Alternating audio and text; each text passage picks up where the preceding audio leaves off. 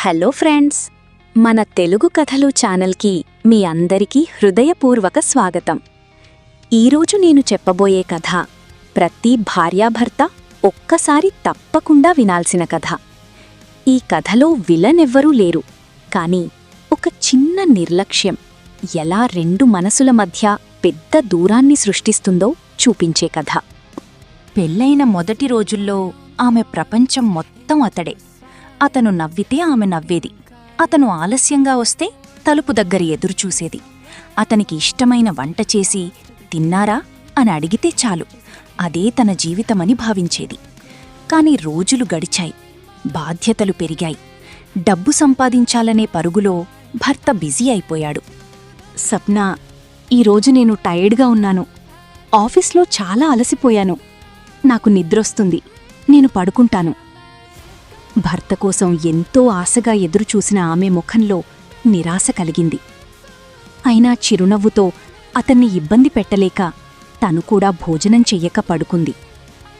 తెల్లవారుజామనే నిద్రలేచి తన చీర సర్దుకొని గిన్నెలు తోమి ఇంట్లో పనంతా చేసి అలిసిపోయి చిరాకుగా ఉంది ఆమెకు. కొంచెంసేపటికి చిరాకు తగ్గిపోయి మళ్ళీ ఆమె భర్తపైన ప్రేమ మొదలైంది. మీకు తెలిసిందేగా, సంసారమన్నాక ఇవన్నీ మామూలే. కాబట్టి ఆయన్ని దగ్గరికి తీసుకొని మీరు ఆఫీస్కి వెళ్లరా అని గుర్తు చేస్తుంది. అప్పుడతడామెను దగ్గరికి తీసుకోగానే ఆయన్ని పక్కకు నెట్టేసి బ్రష్ తీసుకొని బాత్రూంలోకి పరిగెత్తింది. అలా బ్రష్ చేసుకుంటూ నిన్న సీనుగాడితో జరిగిన సంఘటనే మరీ ఊహించుకుంటూ మైకంలో మునిగిపోయింది. హాయ్ ఫ్రెండ్స్, ఈ వీడియో చాలా బావుంటుంది, స్కిప్ చెయ్యకుండా చివరి వరకు చూడండి. తప్పకుండా లైక్ చేసి షేర్ చెయ్యండి. కొత్తగా వచ్చిన మన ఛానల్కి అందరూ సబ్స్క్రైబ్ చేసుకుని బెల్లైకాన్ ప్రెస్ చెయ్యండి, ఎందుకంటే నేను పెట్టే ప్రతి ఒక్క వీడియో మీ వరకు చేరుతుంది. ఇక స్టోరీలోకి వెళ్దాం. ఆమెకు వింతవీత ఆలోచనలు రావడంతో, ఏంటి, మా ఆయన ఒక్క రాత్రి నాతో లేనందుకే నేను నా మనసులో ఇంకొకరిని ఊహించుకుంటున్నాను, ఏంటి అసలు ఏమైంది నాకు అనుకుంటూ ఆలోచనలో పడింది. ఏమైందో తెలియదు, కాని ఒక్క విషయం మాత్రం ఆమెకు క్లియర్గా అర్థమైంది. ఆ సీనుగాడు ఆమెను ఎక్కడో బాగా డిస్టర్బ్ చేస్తున్నాడు కూడా. సీను అంటే వాడు వాళ్ల బంధువుల అబ్బాయి. ఆమెను వదినా అంటాడు. ఇక నుండి ఆమెకు వాడిపై ఉన్న ఊహల నుండి దూరంగా ఉండాలని డిసైడ్ అవుతుంది. బ్రష్ చేసుకోవడం అయిపోయాక వెంటనే బయటికి వచ్చి వాళ్ళ ఆయనకి టిఫిన్ వడ్డించి బాక్స్లో భోజనం పెట్టి కాస్త ప్రేమతో కాఫీ కలిపి అతనికి అందించి ఆఫీస్కి పంపిస్తుంది. ఇక ఎప్పటిలాగే రొటీన్గా ఇంట్లో ఆ పని ఈ పని చేస్తూ టైం గడిచిపోయిందామెకు. మధ్యాహ్నం భోజనం చేశాక 2 గంటల సమయంలో అలా మంచం మీద వాలిపోయి పుస్తకం తిరిగేస్తుంది. ఆ టైంలో ఆమె పల్చటి తెల్లరంగు చీరను కట్టుకుంది. మంచం మీద బోర్ల పడుకుని కాళ్లను అటూ ఇటూ ఊపుతూ రిలాక్స్గా చదువుకుంటుంది. ఇంతలో సడన్గా పక్కనే ఏదో శబ్దం వినిపించి ఆమె వెంటనే ఉలిక్కిపడి పక్కకు తిరిగి చూస్తే సీనుగాడు కుర్చీలో కూర్చొని ఆమె వంక చూస్తూ స్మైలిచ్చాడు. ఆ టైంలో ఆమె చీర మోకాళ్లదాకా పైకి లేచి ఉంది. ఎందుకో తెలియదుగాని ఆమెకు అంత ఇబ్బందిగా అనిపించలేదు. బహుశా ఇంట్లో ఇద్దరమే ఉన్నామన్న ధైర్యం కావచ్చేమో. వాడి వంక చూస్తూ, ఏంట్రా సీను, అసలు ఎప్పుడు వచ్చావు అని ప్రశ్నిస్తుంది. వాడు కూడా ఆమె వంక ఆశ్చర్యంగా చూస్తూ, ఇప్పుడే వచ్చాను వదినా, ఏం లేదు, నా రూంలో బోరు కొడుతోందని ఊరికే ఇటు వచ్చాను వదినా అన్నాడు. అబ్బో, బోరు కొట్టడమేనా, ఇంకేదైనా విషయముందా అని చిలిపిగా అడుగుతుంది. ఆ మాట వినగానే వాడి ముఖంలో ఏదో తెలియని కాంతి మొదలైంది. వాడి ముఖం చూసి చిన్నగా నవ్వుకుని ఆమె పాటికామె పుస్తకం చదువుతూ మధ్య మధ్యలో సీనును గమనిస్తోంది. వాడు మాత్రం ఆమెను ఎక్కడెక్కడో కొంటెగా చూస్తూ కంటిచూపులతోనే జుర్రేస్తున్నాడు. ఆమె వాడి చూపులకి మనసులో నవ్వుకుని, పోనీలే పాపం, బోర్ కొడుతుందని వచ్చాడు కదా, మహా అయితే నా యవ్వనాన్ని చూస్తాడు, అంతేగా అని అనుకుని, ఇంట్లో మా అత్తమామగారు కూడా తోడుగా ఉన్నారు, నాకేం భయం అనుకుంటుంది. ఇంతలో సడన్గా ఆమె అత్తగారి గొంతు వినిపించేసరికి ఆమె ఉలికిపడి మంచం మీద నుంచి లేచి ఆమె కిచెన్లోకి వెళ్ళి భోజనం వడ్డిస్తోంది అత్తగారికి. అప్పుడు వాళ్ళ అత్తగారు ఆమెతో, నేనీ మీ మామగారు ఇద్దరం కలిసి పూణే బంధువుల ఇంటికి వెళ్తున్నాం, అక్కడే కొన్ని రోజుల వరకు ఉంటాం అని చెప్పింది. ఆ మాట వినేసరికి గుండెలో నుండి గుట్కలు వేస్తూ కంగారు పడుతుందామె. వీరిద్దరూ వెళితే ఎలా, ఈ సీనుగాడితో నేను ఎలా ఉండాలి అని. ఇక ఆమె వెంటనే ఒక మంచి ప్లాన్ వేసింది. అత్తయ్య, మీరింత పెద్ద వయసులో దూర ప్రయాణాలు చెయ్యడం సరికాదు. సరే, ఒకవేళ మీరు ఖచ్చితంగా పూణే వెళ్లాలనుకుంటే మన షీనును కూడా తోడుగా తీసుకెళ్ళండి అని అత్తగారితో అంటుంది. ఆ మాట వినగానే షీనుగాడి ముఖం వాడిపోయింది. ఇక ఆమె ప్లాన్తో ఒక్క దెబ్బకి 2 పిట్టలు అన్నట్టు అయిపోయింది. కాని షీను ఒక నవ్వు నవ్వి, పెద్దమ్మా, నాకు వేరే పనుందమ్మా, మీ వరకే ప్రశాంతంగా పూణే వెళ్ళిరండి అని చెప్పి సప్నా వంక చూస్తూ బయటికి వెళ్ళాడు. అప్పుడు సప్న వీడు కూడా వాళ్లతో పాటు వెళ్ళాలి అని ఇంకేదైనా ప్లాన్ ఆలోచించాలని అనుకుంటుంది. ఇంతలో సాయంత్రమై వాళ్ళ ఆయన ఆఫీస్ నుండి ఇంటికి వచ్చారు. అతడు స్నానం చేసిన తర్వాత అందరూ డైనింగ్ టేబుల్ దగ్గర కూర్చుంటే ఆమె అందరికీ వడ్డిస్తుంది. షీనుకు వడ్డిస్తుంటే వాడు ఆమె వైపు ఆదోలా చూస్తూ ఆమెతో చిన్నగా, ఏంటి వదినా, లోపలేం వేసుకోలేదా అన్నాడు. ఆమె వెంటనే సర్దుకుంటుంది. అందరూ భోజనం చేసిన తర్వాత షీనును పక్కకు పిలిచి, నువ్వేదో బంధువు వరుస అవుతావని మాట్లాడుతుంటే రోజురోజుకీ నీ తలతిక్క వేషాలు ఎక్కువవుతున్నాయి, తగ్గించుకుంటే మంచిదని షీనును హెచ్చరిస్తుంది. దించిన తల ఎత్తకుండా అక్కడి నుండి వెళ్ళిపోతాడు షీను. ఇంట్లో ఏదో ఒకటి చెప్పి ఈ షీనుగాడిని పూణేకి పంపించాలి అని డిసైడ్ అవుతుంది. అలా రాత్రి 10 గంటల సమయమైంది. మంచం మీద ఉన్న ఆమె భర్త పక్కకు వెళ్ళి ఆయన ఛాతిపైన చెయ్యి వేసి స్మూత్గా రుద్దుతూ, ఏవండి, సీను ఇక్కడే ఉండి టైం వేస్ట్ చేసుకుంటున్నాడు, కాబట్టి తనని పూణేకు పంపిస్తే బావుంటుందని అంటుంది. ఆ మాటతో అతడు, సరే, రేపు ఆలోచిద్దాంలే అన్నాడు. ఇక ఆమె లైట్ ఆఫ్ చేస్తుంది. కొంచెం సేపటికి అతడు నెమ్మదిగా ఆమె దగ్గరికి చేరుకుని ఆమెతో, ఏమిటోయ్, ఈ మధ్య బాగా పెటపెటలాడుతున్నావు అని అన్నాడు. ఎందుకంటే సప్నాకు రాత్రి పడుకునేటప్పుడు ఒంటిపై వస్త్రాలు వేసుకోవడం అలవాటులేదు.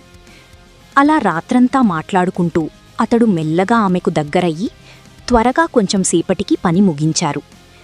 ఇక ఆమె అప్పటికే బెడ్లైట్ కూడా ఆఫ్ చేసింది. కాని అతడు త్వరలోనే పని ముగించాక ఆమెకు ఆమె మనస్సుకి సంతోషం కలగలేదు. ఉండేది వారానికి 2-3 సార్లు, అది కూడా మనస్సుకి సంతోషం కలగకపోతే ఎలా? ఎందుకో మళ్ళీ ఆ సీనుగాడు గుర్తొచ్చాడు. ఆ రాత్రంతా ఆమెకు అదే ఆలోచనలతో నిద్రపట్టలేదు. వాళ్ళాయన మంచి గాఢ నిద్రలో ఉన్నాడు. ఇలా కాదని అతడి మీద కాలు చెయ్యి వేసుకుని గట్టిగా హత్తుకుంటుంది. కాని అతడి గుర్రు ఆగడం లేదు. ఎంత ట్రై చేసినా అతడు లెగడం లేదు. ఇక ఇతడు లెవ్వడు అనుకుని కళ్ళు మూసుకోగానే ఆ సీనుగాడు కలలోకి వచ్చి ఆమె నుదిటిపై ముద్దు పెట్టుకొని రాత్రంతా జాగరణ చేశారు.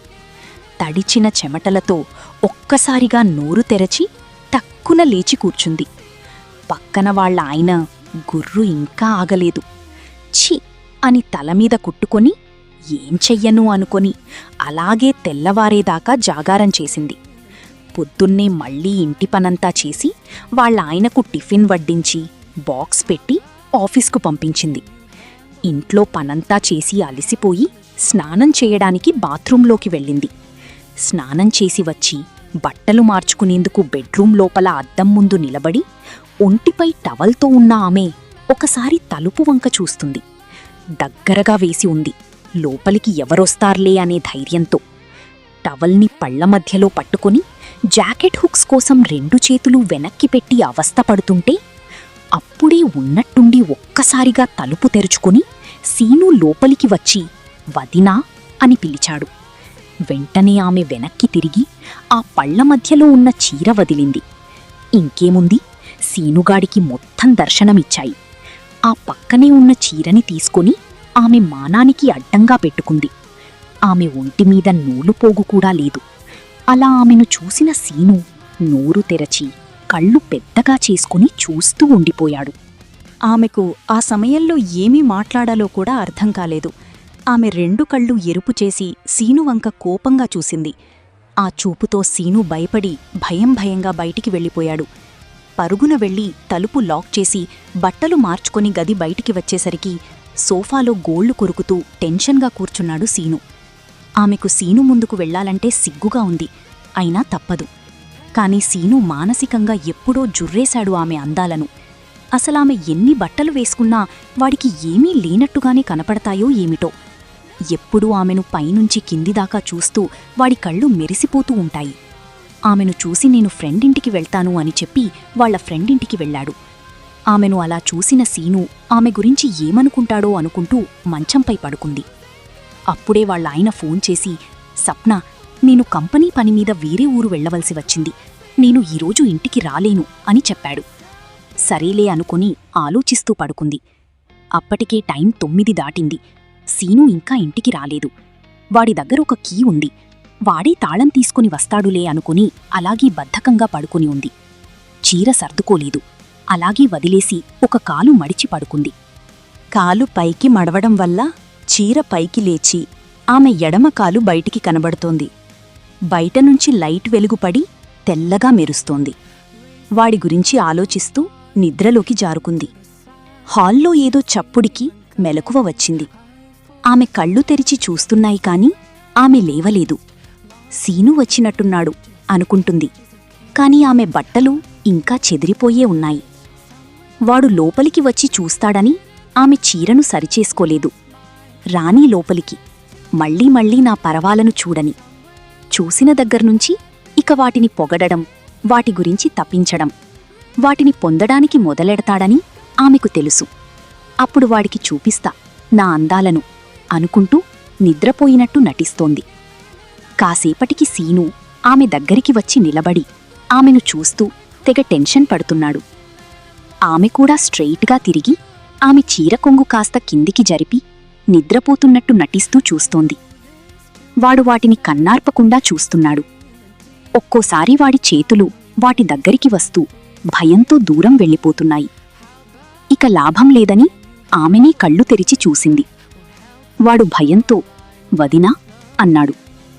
ఏంటి సీను, ఇలా వచ్చావు అని అనగాని అప్పుడు సీను, వదినా, కొంచెం వాటిని తాకొచ్చా ప్లీజ్ అన్నాడు. పాపం కోరిక పడుతున్నాడని ఛాన్సిస్తే రాత్రంతా అలుపు లేకుండా చేశాడు. ఆమెకు మెలకువ రాగాని పక్కన సీను లేడు, వాళ్ళ ఆయన ఉన్నాడు. అతడు కూడా లేచి, ఏంటి సప్న, రాత్రంతా బావుందా అన్నాడు. అప్పుడు ఆమె సంతోషంగా అతన్ని హత్తుకుని మురిసిపోయింది. భార్యాభర్తల బంధమనేది ప్రేమ, నమ్మకం, సమయం, పరస్పర గౌరవం అనే 4 స్తంభాలపై నిలబడుతుంది. ఆ 4లో ఏ ఒక్కటి తగ్గినా మనసులో ఎన్నో బాధలు, అనుమానాలు, ఒంటరితనం మొదలవుతాయి. భర్త భార్యతో సమయం గడపకపోతే భార్య మనసులో కలిగే ఆలోచనలు, నేనతనికి ముఖ్యమైన దాన్ని కాదా, నా అందం తగ్గిపోయిందా, అతనికి నాపై ప్రేమ తగ్గిపోయిందా, లేక ఎవరితోనైనా ఎక్కువగా మాట్లాడుతున్నాడా, ఒక్కసారైనా నా గురించి అడిగితే ఎంత బావుండేది. ఇలాంటి ఆలోచనలు ఒక్కరోజులో రావు. ప్రతిరోజూ ప్రేమగా మాట్లాడకపోవడం, తనకోసం కొంత సమయం ఇవ్వకపోవడం, చిన్న చిన్న విషయాలను కూడా పట్టించుకోకపోవడం వల్ల ఆ బాధ నెమ్మదిగా పెరుగుతుంది. ఆ తర్వాత భార్య బయటకు నవ్వుతున్నా లోపల మాత్రం కన్నీళ్లతో జీవిస్తుంది.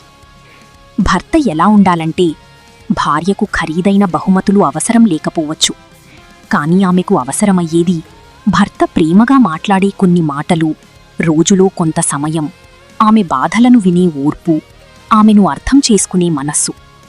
భార్య అలసిపోయి ఉంటే నువ్వు బావున్నావా అని అడిగే భర్త ఆమెకు ప్రపంచంలోనే గొప్ప వరం. ఆమెను ఇతరులతో పోల్చకుండా ఆమె చేసిన చిన్న పనికైనా అభినందిస్తూ తన జీవితంలో ఆమె స్థానాన్ని తెలియచేస్తూ ఉంటే ఆ భార్య జీవితాంతం అతని పక్కనే బలంగా నిలుస్తుంది. భార్య ఎలా ఉండాలంటే, భర్త బయట ఎన్నో బాధ్యతలు, ఒత్తిళ్లు ఎదుర్కొంటాడు.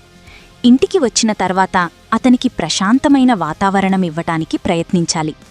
తన మనసులోని బాధను కోపంగా కాకుండా ప్రేమగా చెప్పాలి.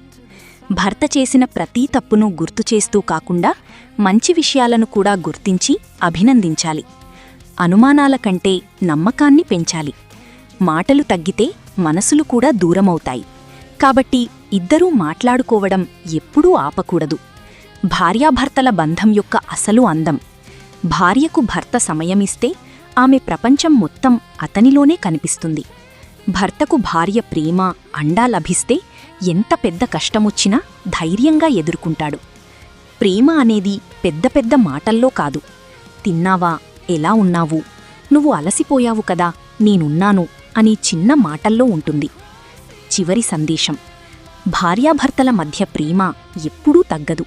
కాని దాన్ని వ్యక్తం చేసే సమయం తగ్గితే మనసులు దూరమవుతాయి. డబ్బు సంపాదించడం జీవితంలో అవసరమే, కాని ప్రేమించే మనిషికి కొంత సమయం కేటాయించడం కూడా అంతే అవసరం.